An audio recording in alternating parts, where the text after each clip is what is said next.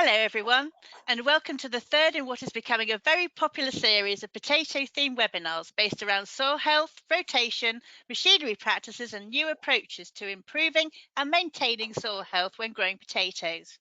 Our primary aim in this series is to encourage uptake of soil health and encourage new supportive practices for potato growers. We have an all-star cast today, kicking off with Jon Telfer from Yara, who will be discussing soil preparation and nutrition. He will also open his session by covering what growers can do to ensure good establishment when it comes to preparing for planting of a potato crop. Our next speaker is Chris Martin from Agrovista, who will emphasise just how important it is to assess organic matter in the soil and how this can assist in bounce back in relation to soil resilience when planting potatoes. Last, but definitely not least, we have Harry Henderson, Knowledge Exchange Technical Manager at AHDB, who will discuss planting setup, planting depth and spacing, and what can be done to improve soil structure and improve crop establishment. So, before I pass you over to our first speaker, there are a few items of housekeeping I need to go through. Firstly, all attendees will be on mute throughout the webinar. However, please do post your questions using the question function on the right-hand side of your screen. We always love to have lots of questions, so don't be shy. We will cover a couple of questions after each presentation, and we'll have a Q&A session at the end with all speakers. If we happen to run out of time, we'll get back to you with an answer via email. Don't forget, basis and NROSO points are available, and if you put your usual details required into the chat section, Christian will apply on your behalf, and I must mention that nobody else will see this information. There are also some handouts available with this webinar, and they can be accessed via the webinar control panel. This webinar, as with all our webinars, will be recorded and can be seen again by visiting the AHDB's events page on the website. A link to the recording will be sent out after the webinar. Finally, for all of those who tweet away using AHDB potatoes, #potatoes, great soils, AHDB. So, without further ado, please welcome Jon Telfer, who opens today's session discussing analysis tools for nutrition management in potato cropping. Over to you, Jon. Okay, thank you, Antonia. Good afternoon, everyone. Thank you for the invitation to come and speak today. Well, the title says it, analysis tools. What options, what opportunities have we got to help improve our nutrition management of our potato crops? So yeah, if you can crack onto that first slide, please, Christian. When we think of analysis, we're more and more starting to think of it in a cyclical event. I think historically, and we've been guilty of this at the lab, we tend to think of analysis in isolation. We look at a soil test, we react to it, we put it away.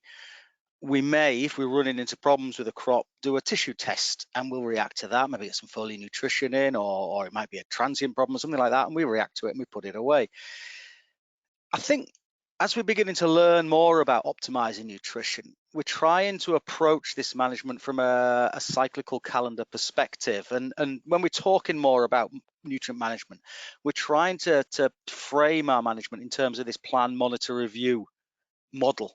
And planning is very much at the front end. It's what have you got in your soil, what organic inputs have you got available, and we use that information to put together a nutrient management plan. But we can then do real-time monitoring of a growing crop through leaf and tissue analysis, and that's absolutely true with our potato crop. And the newest kid on the block is this sort of end of season appraisal, this post-season review. What did we do well? What can we do better? And we're certainly seeing that in terms of increased numbers of grain analysis when it comes to cereal and oilseed crops. But again, there are things we can learn here. I think that we can apply to growing a potato crop. So, and then all that information we can feed back around to the next time either we grow that crop or, of course, the following crop that's going to follow up into that field. Okay, next slide, please, Christian. So when we're thinking about soils and potatoes, soil testing, the bulk of the samples we see at the lab have those three letters at the top written on the order form, PCN. And it's great, of course, that is, absolutely essential. Like we do check for potato cyst nematode risk and respond accordingly. But I do also like to think that those letters, PCN, could also be an instruction to the lab to please check nutrients, and at the very least to do a basic soil test on that sample or collecting another sample while you're in the field. You're there, that time has been invested, let's make the most of it. But we do tend to run pH at a low level, on potato crops to, obviously for scab control, and that's understandable. But that low pH level will impact on nutrient availability. So we do need to keep that in mind. And plus, of course, we should think about the impact of that low pH on the following crop. Make sure that we get lime in the system at the earliest opportunity following lifting. But we do in reality see potatoes being grown at a whole range of pH levels, as we can see from the chart on the right of the screen, where I'm showing you there the distribution of 27,500 samples we've processed over the last 5 seasons, where we know that potatoes are going to be the following crop. And we can see from that around about half of them, just short of 50% of them, are actually at a suboptimal pH for ideal nutrient availability and nutrient utilization. So we should take this into account in our planning and keep it in the back of our mind that whilst potatoes are very much an acid tolerant crop, from the point of view of getting nutrition into them, it's still not ideal, and we should, think that this is going to impact upon our NPK availability and our ability to feed that crop. You can also see from that chart we even managed to grow potato crops on some fairly alkaline soils as well. So some of those pHs getting up over 8. So it's a bit of a myth that you can only grow spuds in an acid soil, but we tend to, obviously, as part of scab control. Okay, next slide, please, Christian. So if we're talking or thinking about the impact of pH on nutrient availability, one nutrient that is absolutely affected by non-optimal pH is phosphorus. Phosphorus, of course, we need that. That provides the energy to the plant. It's very important for that early establishment, for that development of early root biomass. And later on in the season, it's key at tuber set and to build tuber volume, and also for building tuber numbers. But that phosphorus, really, it's all about the energy in the plant and therefore the consequential uptake of other nutrients and translocation of those nutrients within the plant. But if we look at that chart just below in the bottom left there, we can see how our phosphorus availability is really impacted upon by suboptimal pH. For phosphorus to get into our crop, for phosphorus to feed our crop of potatoes, it has to be water soluble. If it's not water soluble, it's not plant available. If the pH of that soil starts to drop and the soil is more acidic, we start to solubilize in the soil water of that in the soil water other metals, things like aluminium and iron, and they will consequently react with that very reactive soluble orthophosphate or water soluble phosphorus, and the new compound it forms is an insoluble compound. And if it's insoluble in water, it's therefore become unavailable to the growing crop. At the other end of the pH scale, as the pH rises and we get soluble calcium entering that soil water, again the reaction takes place. Soluble calcium meets soluble phosphate, and we get again the formation of insoluble compounds. So we run the risk, if we move outside of this neutral pH zone, of phosphorus lockup of these water soluble phosphates that we're trying to feed our crop with. Now, remember that with potatoes, we have a real agronomic justification for applying phosphates even at quite high soil levels, and these, what we've just talked about, is one of the reasons. Potatoes are a very phosphorus responsive crop. That, combined with the fact that most of the soils we see also have lowish organic matter levels, so we're not seeing this mineralization of organic phosphorus coming through to support, means that the vast majority of the soils we're seeing where potato cropping is going in do actually require some level of phosphorus input. Anything up to index 3, as I say, we're requiring an input there. And in the soils we see, and in this 27,500 soils from all over the UK, that's over 70% of them actually requiring some degree of phosphorus fertilization. If we just go beyond that and think of the other end of the spectrum, I think we should also consider and take note of those soils that are running at an even higher level of phosphorus. And some of the soils we see where we know potatoes are going in have phosphorus levels of many hundreds of parts per million. And those are the ones we just have to keep an eye on, because of course they pose a real risk to the environment. And 1 in 10 of these soils we might start to consider as being phosphorus excessive. So we should be holding back, maybe reducing applications and just trying to protect any surrounding water courses. Okay, next slide, Christian. Alongside phosphorus, as standard, we also would test for potassium. And we need that, of course, really for that water regulation, water uptake in the plant, and also within the tubers themselves. And they also maintain that cell turgor, give us those rigid, robust cells to help the tubers be protected from that physical damage. But the one thing I want us to bear in mind here is that it is required in really large quantities right throughout that growing season. If you look on the charts on the right, they look reasonably complicated, but they're showing the uptake into both the plant and the tubers of some macronutrients there, NPK, calcium, magnesium. And what I really want to draw attention to is the purple line being the uptake of potassium. In both the whole plant and in the tubers, you'll see it's that purple line, that potassium uptake, that peaks above everything else. So potassium is required in sustained amounts right throughout the season, even beyond our other inputs. And again, we might, and as a result, we can have a justified input right up to index 3. And almost all the soils we see where potatoes are going in actually will justify and respond to that application. Most of the soils we see covering that index 0 to index 3. And again, not a surprise, most of these soils are quite light. They have a low CEC, which means the soil cannot retain those high levels of potassium required. But there's only one way to find out where you are on that scale, and that is, of course, to do a soil test. Okay, Christian? So the final nutrient we might see in a standard test would be magnesium. Critical for, amongst other things, photosynthesis and translocation of sugars down into that tuber zone, into that root zone. But it's really, I just wanted to draw attention to that importance magnesium has on keeping that canopy green, keeping it functioning, keeping it processing for as long as we can. We've got there a molecule of chlorophyll, and we can see right at the middle of that molecule of chlorophyll, we have a magnesium atom. It's central. Without magnesium, we cannot have chlorophyll. If we haven't got chlorophyll, we haven't got photosynthesis. And this is why when we see magnesium deficiency start to kick in, particularly when soils dry up, we'll see that intervenal chlorosis start to occur, and eventually that will result in these necrotic dead patches of tissue. And of course, at that point, that canopy function is drastically reduced. If we look at the degree of deficiency we're seeing in the soil samples, we actually don't see by rights that many soils down at index 0 or 1, but again, we can justify an application right up to index 3. But what I would say is I would be a little bit wary if I was in that index 2, index 3 zone, because we start to see magnesium uptake drop off as soils dry up, magnesium moving predominantly through diffusion in the soil. So if we haven't got that wetted up soil water, then magnesium uptake tends to slow, and we see that happen a lot when soils dry out. Okay, Christian. But what I would say is it's still always worth going beyond the basics when you think of your soil testing. Try going beyond that pH, pK, magnesium. It does take more to grow that crop than NPK. And any single deficiency will be enough to limit our output, be enough to limit that yield. And that deficiency could be a secondary nutrient, could be a micronutrient. I hate the term secondary. I don't know why we use it, because they're certainly not secondary in terms of importance.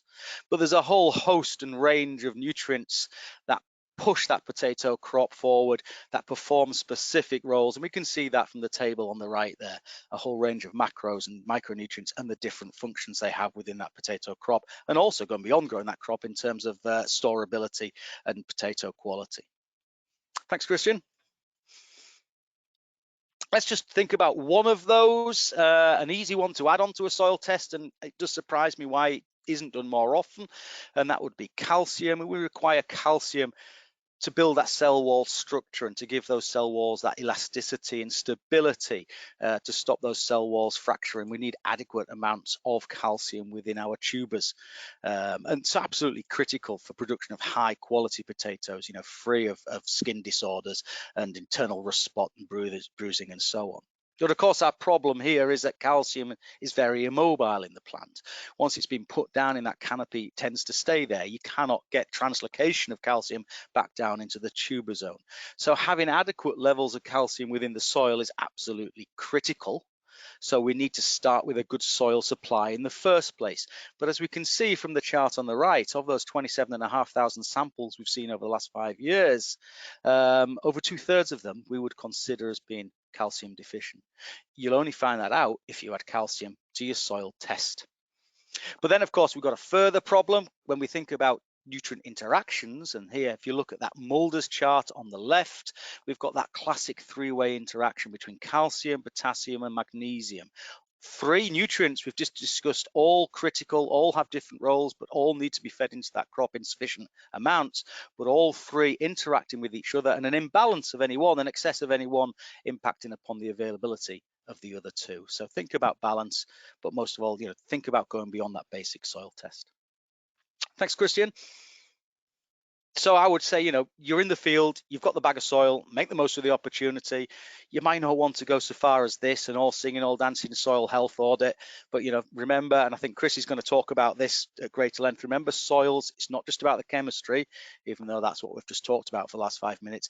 It's about that soil's biological activity and health as well, and get an assessment of its physical nature while you're there. So, make the most of that bag of soil. It takes the same amount of time to collect a soil sample to do a basic test as it does to do a very comprehensive broad spectrum test. Thanks, Christian. So I said at the beginning, we should think about nutrient management as a calendar approach and think about also taking advantage of opportunities that present themselves as the season progresses. And one of those is tissue testing. And with potatoes, we've got a couple of options. We've got traditional leaf testing. And I say leaf testing is usually more useful when we suspect we've got micronutrient deficiencies, but we've also got petiole testing. And petiole testing is a very reliable indicator of uptake of those major nutrients, your N, your P, and your K. And just an example of how that might be used, work done by Westerman, Kleinkopf, and followed up with a lot of work done at the University of Idaho. They demonstrated through the measurement of petiole analysis that for every day beyond tuber sets, that the level of phosphorus in the petiole was kept above this critical value of 0.22%. There was actually a yield benefit of around about half to 0.6 tons per hectare. If we turn that on its head, that means every day prior to a critical cutoff that we're not maintaining that 0.22%, we're actually seeing a yield penalty. And the great thing about petiole, or the nutrient levels in the petiole, is they follow a very predictable curve. That chart on the right shows some intensive trials that we performed a couple of decades ago following potato crops through the season, through this petiole analysis, and you can see this very, very defined, almost predictable path that these nutrient levels, these phosphorus levels take. And for every day in these trials, that, as I say, before 100 to 110 days after planting, for every day we fell below that critical 0.22%, we're actually seeing around about a half a ton per hectare yield penalty. So we can use petiole testing at any stage in the crop's development to see where we are compared to that biometric curve, as it were. And if even early doors we can identify we're below the curve, we can react to that, we can do something about it and fortify that crop with foliar phosphorus or other alternatives. So it's a very useful, predictable tool, can be used anywhere in the season. Okay, Christian. As I say, there's 2 options. We can do leaf testing, we can do petiole testing. Quick run through how we might do that if it's new to you. When it comes to potatoes, what we want to be looking for is the youngest but most fully mature compound leaf. So fully mature, we're talking full size, full color, fully opened. So we're looking for that most youngest but mature, fully mature compound leaf. And that's usually the 4th or the 5th from the top. We want to be collecting that compound leaf from around about, I would say, 20, 25 or more plants, representative plants. Strip the leaflets immediately from the petioles, so we're not seeing any nutrients move back into the leaf or vice versa from the leaf to the petiole. Strip the leaflets and the petiole straight away and submit those to the laboratory as soon as you can. Avoid sampling any leaves that might have intercepted any spray applications, either protection or foliar nutrition, but also avoid any plants that are showing any signs of disease or stress or deficiency, because these can give some odd, misleading, strange results. And a standard petiole test, as I say, most useful for those macronutrients, will assess nitrate, the phosphate, potash, and other nutrients as well. But I did say we can also, in every crop, I think, look at an end of year review and actually look at our output. Potatoes are no different. We can do some analysis of the tuber. We can analyze the flesh, and we can look at total nutrient offtake, which is always a useful thing to do. But when we're looking at the tuber, we're often looking for quality issues. And here a useful tool is peel analysis. And when I say peel analysis, it's not actually the skin itself, but it's the layer of the tuber directly under the skin. And the levels here of calcium in that particular layer are very indicative, give us a good idea of what's happening at the calcium levels throughout the rest of the tuber. So a useful tool if we're looking to identify and improve our calcium management to ensure high quality output. And a couple of critical values you might want to keep in mind there are 0.15% calcium in the peel being associated with better skin quality, and a little bit more calcium in the peel being associated with resistance to those internal disorders. Because if we've got it at the surface, it's a better indicator we've got it right throughout the tuber. Okay, thanks, Christian. So to finish off, I would say analysis options occur right throughout the season. Yeah, we plan, that's our soil testing, but we can monitor that crop. Don't just use tissue testing, I think, as a troubleshooting tool. Use it to monitor crops and look for subclinical or hidden hunger deficiencies, and then we can address those before they push on into visual symptoms, and we know then that yield potentially has been lost. All these tools, soil, tissue, and tuber analysis, they don't replace each other. I would say they all complement each other. It's not soil or leaf. It should be soil and leaf. But if we're going to do one, it's soil. Maximize the opportunity to get your information from that bag of soil by going beyond the basics. You know, it takes the same amount of time to collect a soil for a basic test as it does a broad spectrum. And use that tissue analysis to build on from that. You know, really actively monitor those growing crops. Remember, PTO is best for macros, leaf for micros, but they're not exclusive. There is crossover as well. And tuber and peel analysis, it's relatively unexplored. We don't have too many critical values. We're developing them, but it's absolutely been established as a useful tool for assessing calcium. If anybody would like to know any more, there's some contact information on there. But I think, yeah, I'll pass on or pass back now to Antonio. I think who's going to pass on to Chris. But thank you very much. Wow. Thank you very much for that, Jon. That was really, really interesting. And just goes to show that no matter what you do, it's always so important to actually test your soil and maybe use in conjunction how, you know, you test your tissue as well. So we're going to hand over now to Chris Martin, who is going to talk about soil health and soil organic matter. Over to you, Chris. Okay, thanks, Antonia. Good afternoon, everybody. What I've been asked to talk about today for 10 minutes or so is what we can do from a soil health perspective to cope with some of the rigors that go about with growing potatoes. And I guess one of the key things that we all know when we look to grow potatoes is they can have a bit of a reputation in not being the kindest thing for soil structure. So what I really want to look at today is what couple of things we can do to sort of stack the odds in our favor and to minimize the chances of some of these things happening. So really what we want to look at really is the key thing to bring resilience to our soils throughout the rotation. And as Antonio mentioned, the main thing to do this is to improve the organic matter content of our soils. And there's lots and lots of things we can do to improve the organic content of our soils. Cover crops, so maximizing use of sunlight, of all available sunlight. Composts or bulky organic manures, so essentially stealing someone else's sunlight, bringing that into our soils. Reducing tillage throughout the rotation, so making sure we're not oxidizing carbon unnecessary and losing it from the system. Jon's mentioned balancing chemistry within the plant. It's also very important to balance chemistry within the soils, so the soils start to look after each other and we don't start to lose carbon from imbalanced soils. Efficient use of synthetic fertilizers. I'm sure we've all heard lots of people talking about the regen movement and how they're looking to maximize efficiency of fertilizers and particularly things like nitrogen, that if we don't use it efficiently, how much carbon it can burn from our systems. So making sure we're getting the best efficiency for anything we apply. And last but by no means least, making sure we're trying to get biology back working again at every opportunity. After lots of cultivations, obviously, we are destroying that sort of area, that hotel that we're trying to build for this biology that makes everything function. So once we've actually ripped a lot of that up, how quickly can we start to build that? And again, it goes back to feeding the biology with roots, such as cover crops, or specific carbon-based fertilizer that, again, can help to build those populations. But we talk about organic matter time and time again, but why is it so important? What is this magical thing that makes our soils more resilient? And the first thing I put there is it does bring resilience to soil. And we've all seen that when you've walked through an old wood, etc., and seen it bounce back up afterwards when you've walked through it. And it's this organic matter that's giving that soil that bounce back ability, that springiness to allow it to actually recover. And what you actually get in a well-structured soil in a perfect crumb is exactly what you see in a macro scale in a woodland, but in a micro scale in a soil. And that crumb is a combination of mineral material and organic material, giving it the resilience. And there's nothing new with this. The graph you can see on the right-hand side there goes right back to the 50s.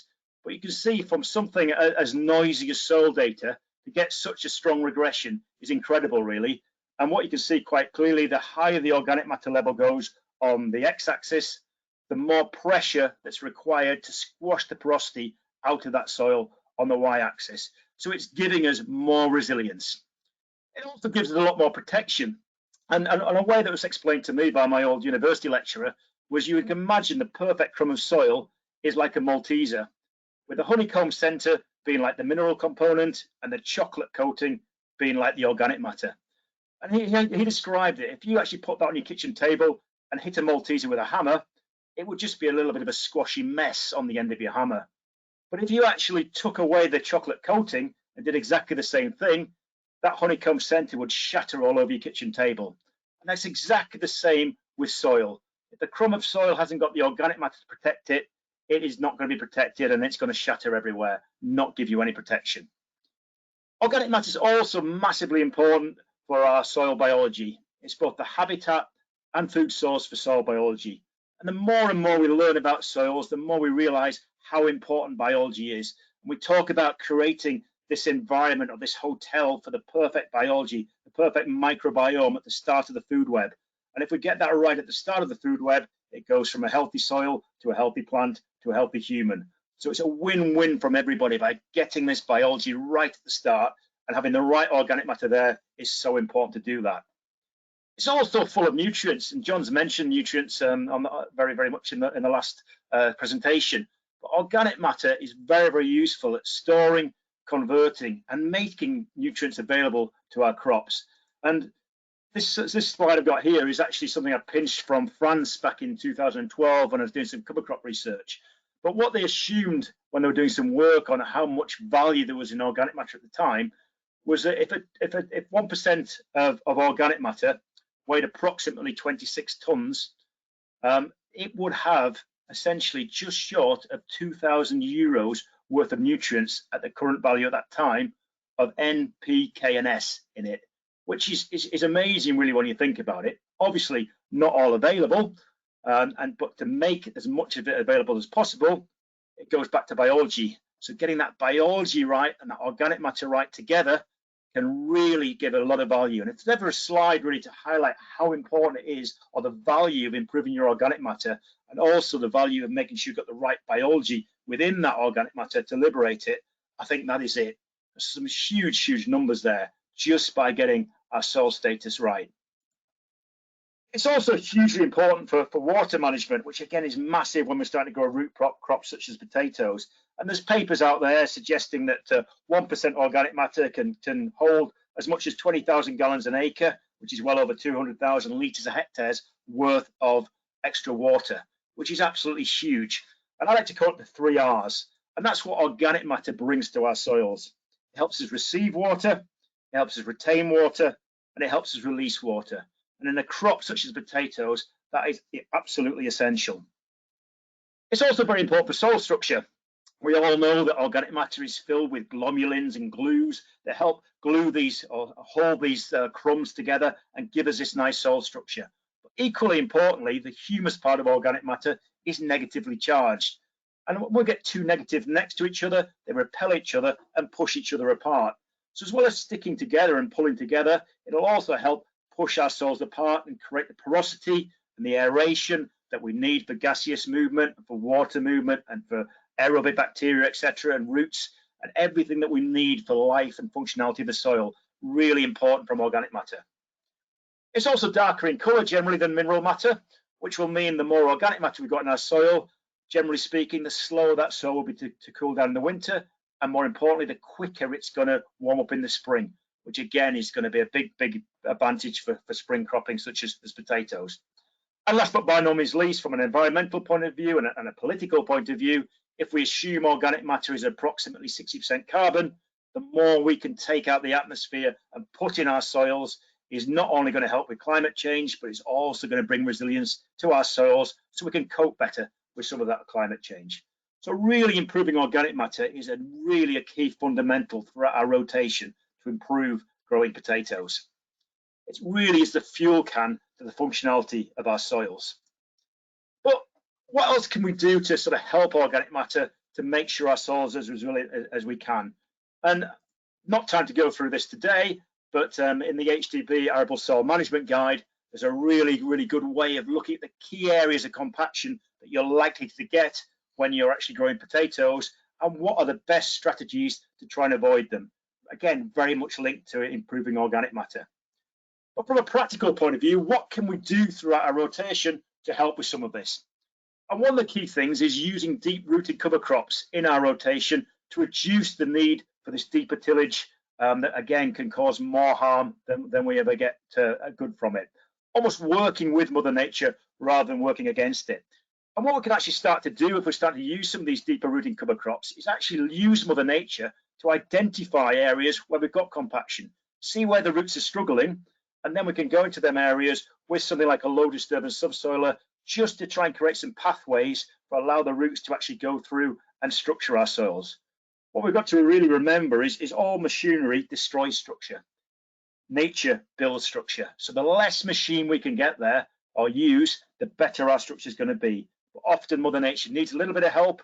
So we just try to create them pathways or the channels for the natural roots and the natural biology to actually go down to them depth, dry our soils and create the natural structure at depth. Less is often more. What else can we do from a practical point of view? Considering on-top ploughing as opposed to in-furrow ploughing can have a great impact on reducing compaction. First of all, you're not traveling over already damaged ground, but also it allows you to have wider tires or bigger tires or better tire pressure, so you're not having that damage on the ground. Most importantly, whenever we're doing any cultivations throughout the cultivations of potatoes, it's making sure that the soil moisture throughout the whole profile is friable. And that's really important. Again, this is part of the AHDB guidelines, but if we look in the middle here, this is the sort of moisture content we're looking for our soils to be when we're cultivating, in that friable range. That's when we're going to get the least damage and the most benefit from any mechanical operations. What we really want to avoid is the right-hand side there, where it's plastic. So on the back of that, we're going to avoid any deep operations in plastic soils at all costs. That will cause more damage that you will never put right, because it's so deep, it takes a long time before you're actually going to put it right. So destoning, de-ridging, subsoiling, etc. Make sure we have a look at depth and make sure at that depth where you're going through, the soil is not plastic. Then identify the key compaction zones. And what I mean by that is we want to move as little soil as we possibly can. That still might be a lot of soil, but if we can actually alleviate some passes or alleviate some depth of movement, that's a real plus when it comes to soil health and potatoes. And there's lots of ways of identifying our compaction areas at the moment. Some satellite companies are claiming they can actually detect the depth of compaction. There's also sensors that can go on the front of some machines now to detect it. Probably one of the more accurate is to use the digital penetrometers that are out there and will give you accurate depth to every 2.5 centimeters. So you can create your own really accurate compaction zones. So you're only having to move soil where you need to. But at the end of the day, there is no substitute to the right-hand side and getting out there with a spade and having a good look. Often working shallower and waiting for conditions to dry will produce the best seed beds and reduce clods by allowing you to dry the soil out gradually, so you're not working in areas where you're going to damage soil. So that's a real good tool, particularly when we're going into the spring and soil is often deeper at depth where you want to get to. Starting shallower and going deeper can really help dry that out. And as we get towards seedbed cultivations, they should be by default be as shallow as we possibly can, assuming we're going to have no detrimental effect on yield and quality. But one thing when we're setting up our seedbed, it's really important to avoid the same cultivation at the same depth, particularly with power machineries, things like power harrows, for example. Because what we've got in the soil, it's almost like a vertical river. And all the fines in that vertical river, when it does come to rain, will start to move downwards in that vertical river. And if we've worked at the same depth time and time again, what we've created is some levels that are unstable, or some form of compaction like a meander in a river, and then fines will start to build up there and exacerbate those compaction areas. So making sure we're varying the depth of our cultivations, particularly when we come to that seabed, is absolutely key. Then we can start to look at avoiding traffic as much as possible and certainly minimizing our pressures, particularly as we go through the cultivation process. Because what we've got to remember with this, every pass we go through our soil, the soil is weaker. So with every pass, it's more important that we actually do less damage or less actual movement of that soil, because it's generally in a weaker state. And then finally, it's really important we know our soil, we know our soil's capabilities, so we know what sort of finish we need for that sort of soil, so we don't over cultivate where we don't need to, because again, that can cause significant problems going forwards. So just in a 5-point summary to finish with, really, the number one thing is to optimize our cultivation efficiency. So in other words, moving the bare amount of soil we can to get our desired output, and ensuring throughout that whole cultivation process, the moisture content is friable right throughout the whole depth. Secondly, minimizing trafficking as much as we can. We talked about building that perfect hotel for biology, and then we go and rip it up with lots of cultivations and then squash it down by driving all over it. So the more we can think about what we're doing when we're going across our soils to minimize this adverse effect on biology, the better. So minimizing weight is absolutely key, because what weight does, weight pushes problems deeper. So that the heavier we are, generally speaking, the deeper we're going to cause problems. And minimize pressure. Pressure really determines the extent of that problem. So the real no-no is to have a heavy weight and a high pressure, because that's going to push a big problem deep. If we've got a low weight and a low pressure, we're going to have a small problem and it's going to be shallow. And on the back of that, generally Mother Nature will hopefully be able to correct that itself. If we've got a big problem deep, generally speaking, that's when we need to start to bring some metal into the equation, and that's when we can often cause more harm than it's worth. But the one thing that ties all of this together, as we said before, is building that organic matter. The more organic matter we've got in our soils, the more resilient our soils are going to be. And essentially, it's going to be fundamental for the building and maintaining of long-term soil health, particularly with roots in the rotation. And in 10 minutes, Tony, I think that's all I had to say. Well, thank you very much, Chris. I have to say we could talk about your subjects and topics for absolutely hours. And I have to say I will never, ever look at a Malteser in the same way again after that. So just a quick reminder to everybody that we need to, if you want to put some questions in, please do, just pop them into the chat. And also don't forget to actually put in your basis and then ROSO points as well. So now I'm going to hand over to our final speaker, Harry Henderson. Over to you. Thank you, Antonia. And I'm glad I've come last, because I think everything's been said, and I think pretty much I'll repeat what Chris has already confirmed, but I'll tackle it coming from a different angle. So next slide, please, Christian. I'll knock my camera off so you can get a better view of the screen. So I thought, in terms of seed potato spacing, I could go through a lot of it here, but in the interest of time, I was going to refer you to the AHDB potatoes website, and then we've got the seed spacing guides there for the majority of the varieties that you'll be planting. And you can see you ascertain the size. If you've picked up at British Potato one of these size guides, then this is where it comes into play.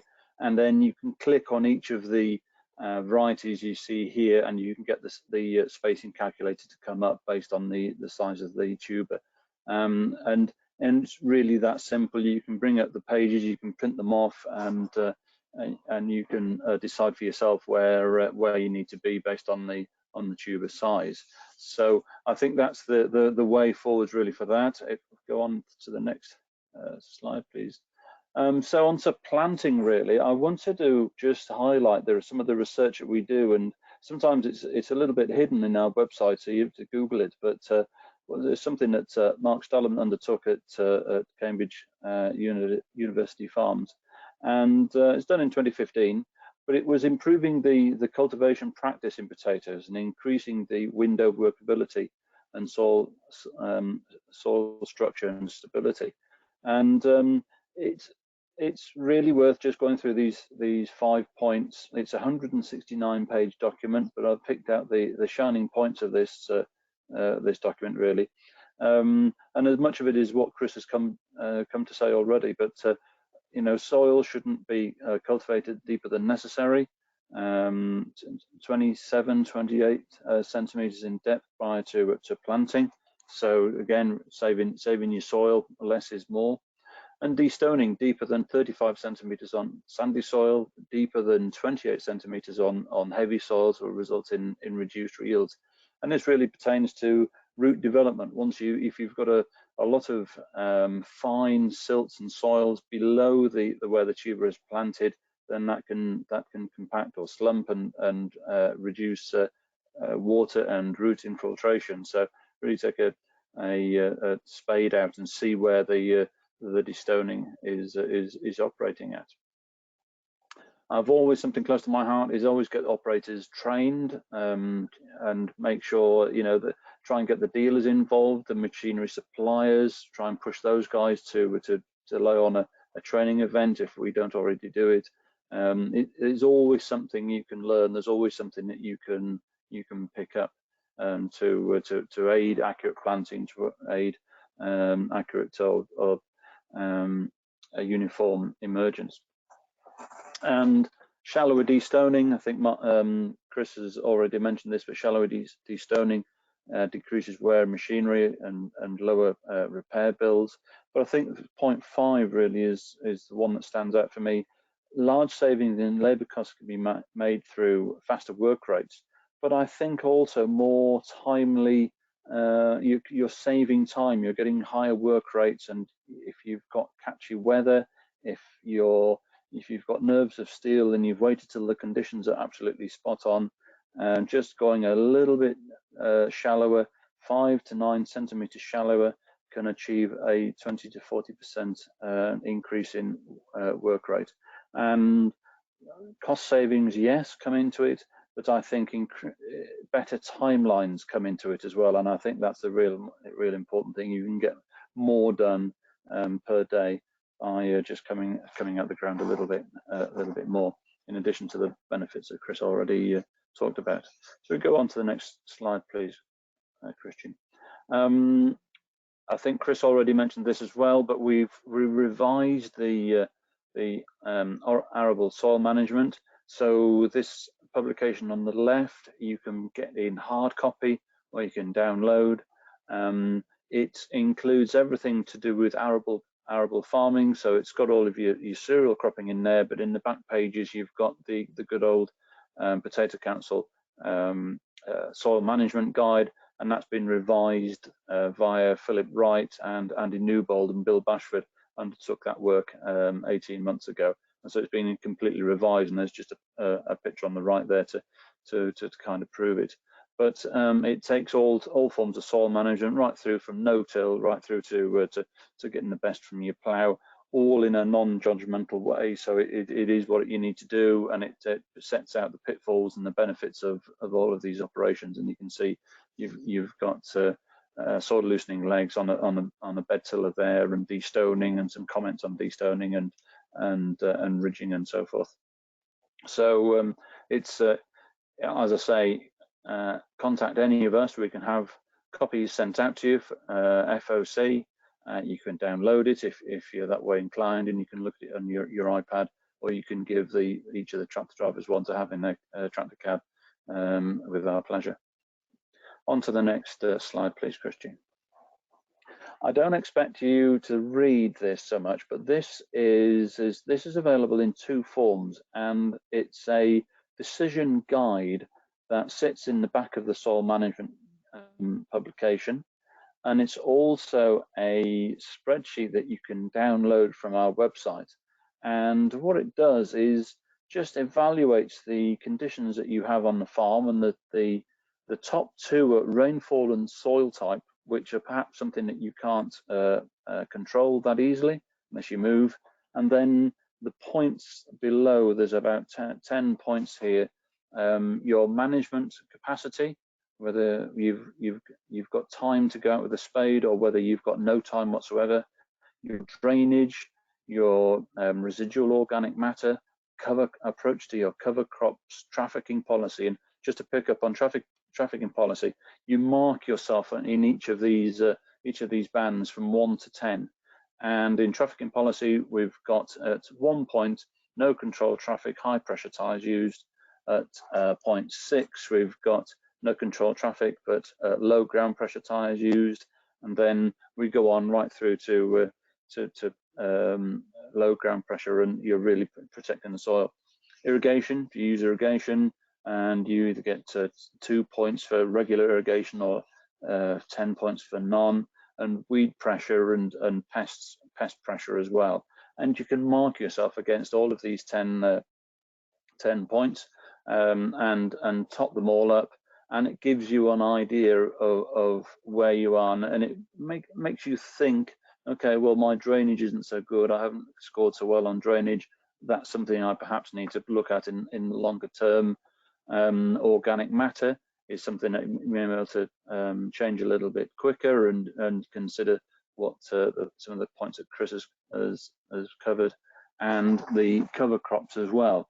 Not used, not interested, or experimenting at 4 points, some used 8 points, and widespread use for 10 points. And so the more points you gain, the better the outlook looks.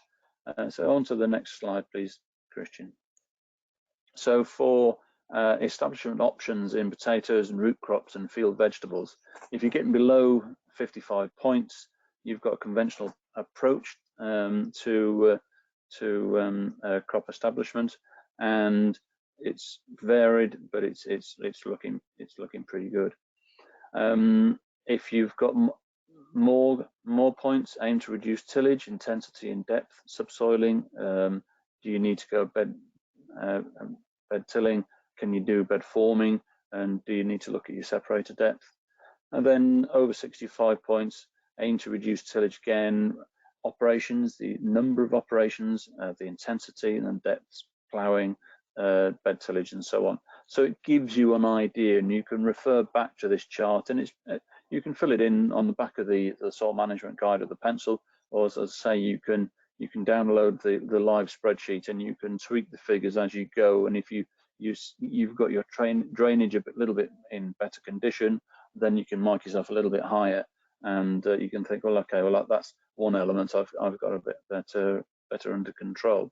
Introduce cover crops, less tillage, that sort of thing is all adds to the ease of the job of establishing a potato crop. Go on to the next slide, please, Christian. And then some of the points, really, I don't think I'll go through all of these, but again, this is part of the spreadsheet that you can download to assess your soil management processes, and you can see some of the points there that you can just mull through. Carry out all cultivations on friable workable soil. It's fairly obvious, but we know that we find people that if they're able to get on the field, they'll get on and do it, and it may be causing them more problems than doing good. And so there's lots of points there that you can just mull through and think, well, okay, I could make that, I could do that, I could achieve that, and it might help my situation. On to the next slide, please, Christian. I just thought I'd just touch on this a little bit as well. Some of the using a loosening leg. Generally, you'd need pretty cracked soil, and it has to happen, potentially before the soil wets up in the autumn. Are you going to do that, or do you want a soil loosening tine on your bed former or bed tiller? And you can see at the depth here, and this is Gordon Spohr at Silsoe did this sort of work, and at a 12-inch working depth, a soil loosening tine needs 50 horsepower per tine. If you've got if you've got 16 inches, then it goes up to 75, a 50% increase in power requirement. And if you're going down 20 inches, that's pretty serious, 125 horsepower per tine.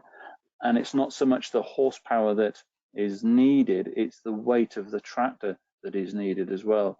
So if this operation starts to happen in the spring, or if you've got it attached to bed forming equipment, it ups the power requirement, but it also ups the traction requirement as well, which potentially isn't available until you put more weight on and more wheels on, and that might not be an option in the situation that you have. But it just gives you an illustration of the power and traction that's needed to do some of these jobs, and potentially it's not going to work so well in the wrong time of year. And then just onto the final slide, I think, Christian. So in all of this, ground pressure is critical. This is more work done by Gordon Spohr, and it's just, if you're on the left-hand side, we've got the situation: early seedbed preparation, early spring, soil is weak and moist, the soil vulnerability to compaction, extremely vulnerable, and the target tire inflation pressure is just 0.4 of a bar or 6 psi, and that's almost unachievable, I'd say, for a tire. There's fantastic tire technology out there. VF tires are really good, but I don't know that they're that good. Then moving on, consolidated soil after some settlement and drying is still very vulnerable to compaction, but the target tire inflation pressure is 0.8 of a bar or 12 psi. And again, with all of the linkage mounted equipment down and in work, you might achieve that, and then that's going to be fairly hard going when you pick it all up off the ground whilst you're turning around. Firm dry conditions is what we're all after. Moderately vulnerable to compaction, and you can see we're getting a bit more realistic target here of 1.2 bar in your tires or 18 psi. And again, the VF and IF tires will be very much more flexible, and they would carry a lot of weight with that sort of pressure. Between 12 and 18 psi for a well set up tire, VF tire is ideal, really. And subsoiling 24 psi, that's when you're really getting some power to the ground. But when will that happen? Could be in the autumn, could be in the back end, long before you get to this sort of stage when you're considering planting. So I think that's it from me. I think we'll go on to the next slide, please, Christian. And there we are. Yeah, so I think it's back to you, Antonia, and any questions?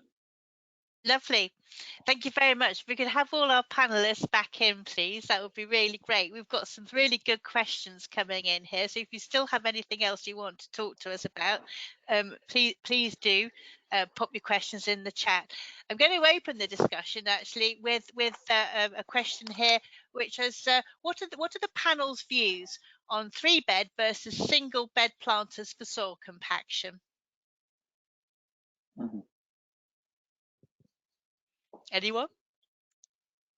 I don't know that there's going to be a real difference. It's going to hinge more on your soil condition.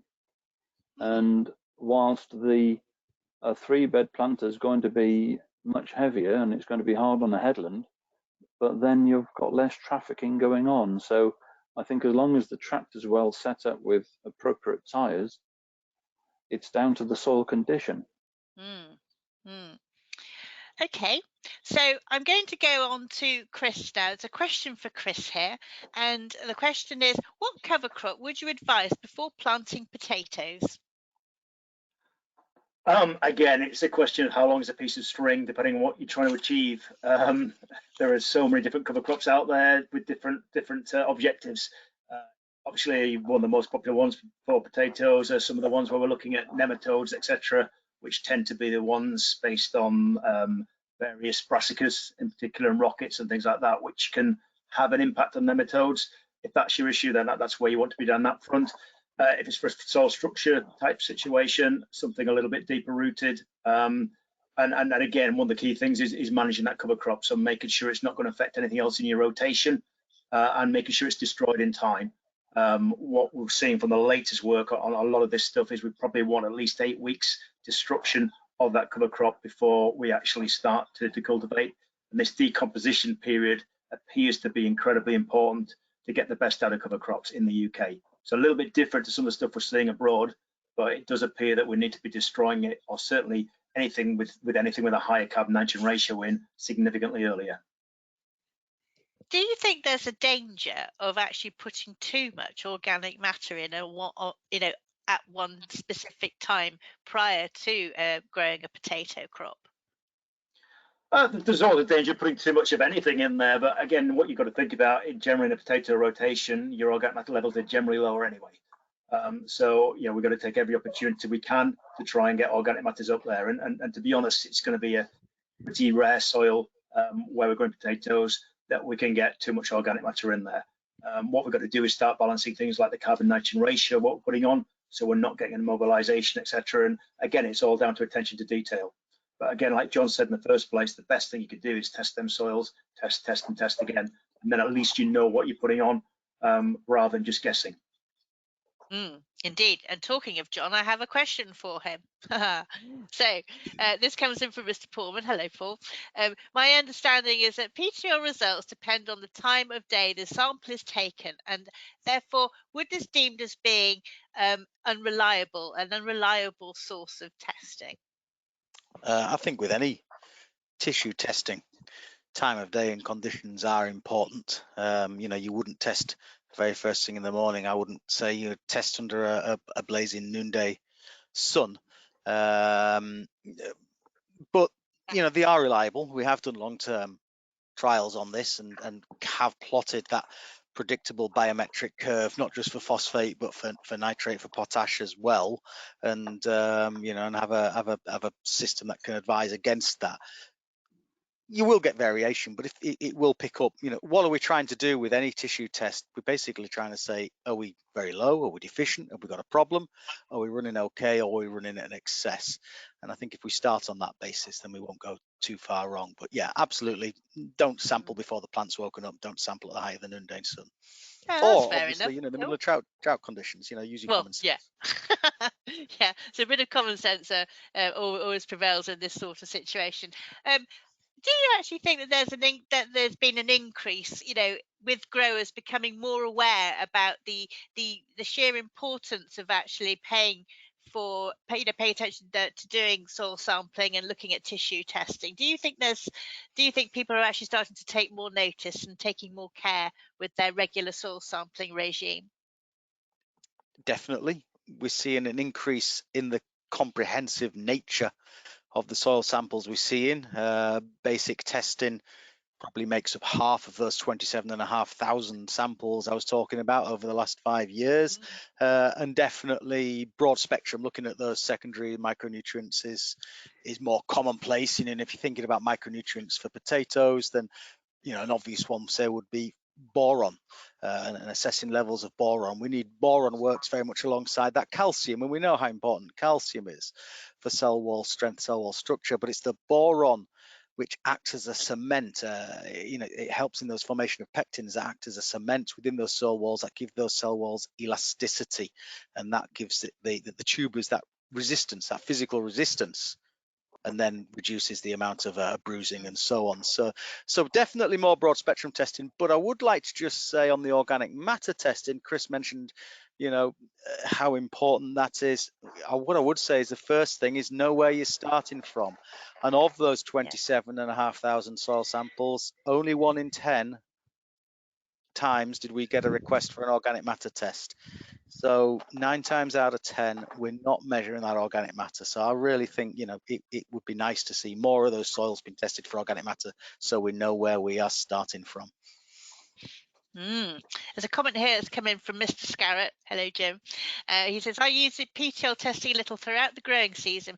Do you think I am right in sampling at a similar time during the day? I usually try to do them all mid-morning if possible. Yes.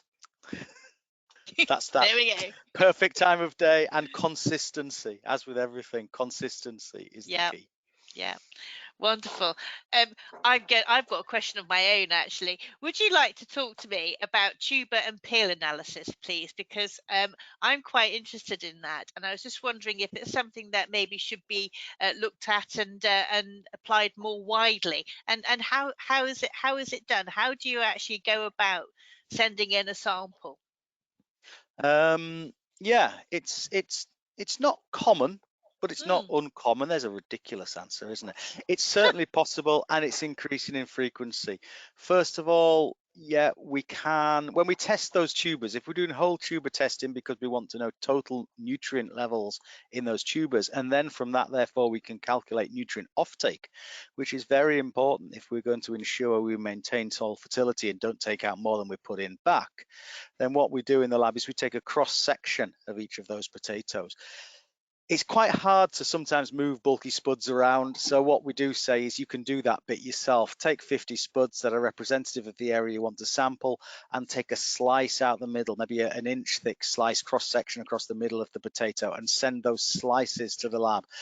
The outside will oxidize to a degree. We will remove that, and then we will process the fresh flesh within, and we can give you those nutrient levels within the potatoes. As I say, useful to know what we're taking out. And the peel analysis, as I say, is a useful one for looking at those calcium levels. It's hard to assess or get calcium into those tubers, but the levels on the outside of the tuber are a very reliable indicator of the levels throughout the rest of the tuber. So if we get it right at the surface, the chances are we're getting it right deeper down, and we're reducing the incidence of things like internal rust spot and bruising and so on. Right. Well, one for Harry here. Do you think there will ever be a time where we could actually plant a potato crop without always having to use destoners? It's an interesting one, isn't it? I mean, if there's a machine that, well, I mean, there's machines that will bury the stones whilst tilling. So now I've heard that they're fairly slow in operation. So what you gain with the speed of destoning, you lose with a tiller star that buries the stones instead of rows them up into trenches. But in terms of quality, in cell quality, I mean, it's paramount to get the stones away from the tuber, the growing tubers. So I think if we could develop the technology that simply puts the stones further down rather than rows them up, then that might be a step forward. Okay, and so just going back to the topic of compaction, do you think there's anything better that we could actually sort of deliver in terms of information about how to travel across the land when we're actually doing all these machinery passes when growing potatoes? Is there anything that we can actually do better? I think Chris has nailed it by showing the 3 photographs of the ribbon. If your soil looks like a sausage, then just go to the pub, go to the chip shop, and spend some time in there before coming back. I'm afraid. Well, the last webinar we had, and we had 3 farmers. And I said, what's the top thing? And they said all 3, all in unison said patience. Yes. That's it. Yeah. So that pretty much is the take-home message, I would say. Obviously, when looking to plan for planting for this coming season, bearing in mind we're just coming out of a very, very seriously cold snap. You know, sort of with planting just around the corner. You know, obviously patience and having a bit of caution is probably the message that we need to take home from all of this. I don't actually have any more questions at the moment. I think everyone's gone really quiet. So there's probably so much information to take in, and all excellent information as well. So I'm going to basically go on and just basically explain what happens after we finish this statement. So basically, closing this webinar, I just want to say a big thank you to all our presenters. And thank you all for attending this webinar. You'll be receiving a survey immediately after this, so please do take the time to fill it in. We always want to hear your thoughts. It's really important. The recording will be available shortly, and if you have any questions, you can always contact me, and you can actually sort of contact, you know, send anything back into us, and we'll actually send these questions off to our panelists. I really hope that you've enjoyed this webinar, and there's just enough time to tell you about what's happening later on during the course of this spring 2021. We've still got a continuation of our series of town hall style online meetings, which we are continuing to the end of February.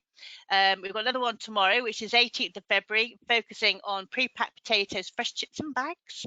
And 22nd of February seems a Teams event discussing Scotland and also the potato levy up there. And then we finish off the last of our virtual town hall sessions on the 25th of February with potato merchants and buyers. So you can actually get all this information off our website, and it's a free online booking, as with this webinar. And as following as part of the Potato Soil Health series and Great Soils Programme, we've actually scheduled some more webinars for you. So 17th of March, we're going to be looking at Rhizoctonia, husbandry, weed control, and all about ridging. And then we're also going to finish off the series on the 7th of April, and the topic there will be irrigation versus soil erosion, a hot topic. So we also have some podcasts planned, and we have one coming out later on this week, which is how to keep your landlord happy, and that features Mr. Philip Dunn from Brown & Co. and also Andy Stevens from Agrovista Scotland. We also have another topic coming up, which will cover cultivation techniques and also a discussion about processing and sustainability impacts. We hope you can come along to these, and don't forget you can catch up via the events pages on the AHDB website. So it just remains for me to say thank you very much for listening today. Stay safe from all of us at AHDB Potatoes. We very much look forward to seeing you all again soon, hopefully in person instead of virtually. All right, thank you very much. Bye bye.